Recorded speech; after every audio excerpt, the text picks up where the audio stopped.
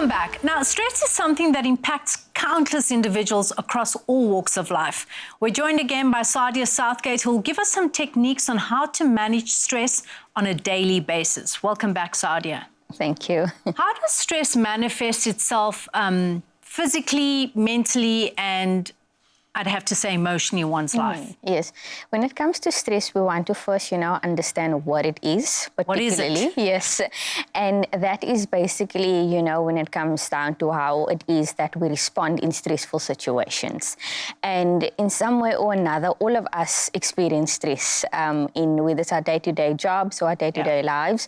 We do experience it, but how it does show up is important also in how we are dealing with it, because how we respond to stress also has an impact to our overall well-being and our overall mental health. Sometimes people even respond to stress in a humorous way, and that way, once you know yourself, you know how to effectively be triggered by, okay, this is a triggering response that it is that I'm having. Yes. But when it comes to the emotional or the physical symptoms, we can experience either difficulty in our concentration, a lack of sleep or fatigue, even like blurry eyes, which a lot of us don't even recognize or even take note of, or even blurry eyes, sore eyes as well. And also just when it comes to, our daily work, our productivity level decreases, whether it is even stress or panic or anxiety or depression that it is that we experience, because it's these subtle reminders or triggers that comes that then eventually lead to heart disease and insomnia and all of these things. Yes. So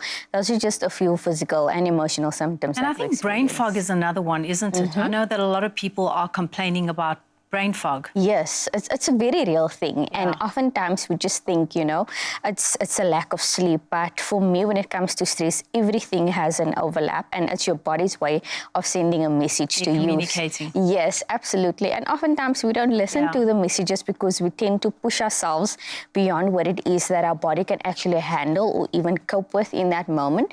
So brain fog is a very real and very big thing, but it happens very subtly, and then eventually it kind of just impacts our productivity at the end of all of it. Sadia, one of the things I love about you is you always share with us the things that you do in your own life. So I'm going to ask you, what do you do in your own life when it comes to managing your stress levels, number one? And then what is the advice that you give to your clients when they come to you and they're highly stressed out? Okay, so let me first focus on the first one. Is faith and my spirituality is a very, very big part of my life. So yes, absolutely. So for me, whether it's praying, worshiping, whenever I'm feeling overwhelmed or stressed, I make sure that I spend time in worship or just spending time just allocating to my Father. And by me doing that, it's something that it's a daily decision that I make. And that's what it comes down to. When it comes to managing stress, it's a decision that you need to make. It's not something that you get to do. You need to make the decision, and you do have the choice of doing that. So with that comes also exercising. I try my best when it comes to just exercising, and it doesn't need to be anything hectic or anything intense, because I find it very helpful for me to kind of declutter my brain or my thoughts when I'm at the gym. What's your advice with someone that hasn't done all of that before and they don't know where to start? What would you say to them? Yes, I would say start with the little things that you do enjoy, whether it is even a cup of coffee, a cup of tea that you enjoy, because for me it comes down to starting with the basics. And oftentimes when it comes to us taking care of ourselves, we think it needs to be this massive fireworks and explosive thing that happens, but it's not that. It's starting with the little things that eventually adds up to the big things. And giving advice to someone is about having to get to know yourself, but getting to know yourself by the little things that you used to enjoy doing, because stress often takes away the things that we used to enjoy. So even in a working environment, when it comes to stress, it's having a beverage that I enjoy, taking a walk, going outside, getting a breath of fresh air, and that necessarily doesn't even cost you anything. Just perhaps your time moving away from that environment that causes you stress, to be able to be present. And I often say is that when it comes to stress and seeking out for help, is that life was never designed for us to go through alone, ever.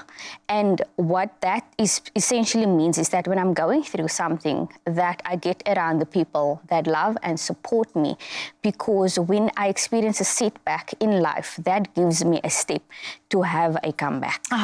What a powerful way to wrap up this conversation. Thank you so much. And like you said, it's a choice. It starts with you. So if you want to de-stress, declutter, make the choice and do it. Absolutely. Thank you, Sadia. Such a pleasure.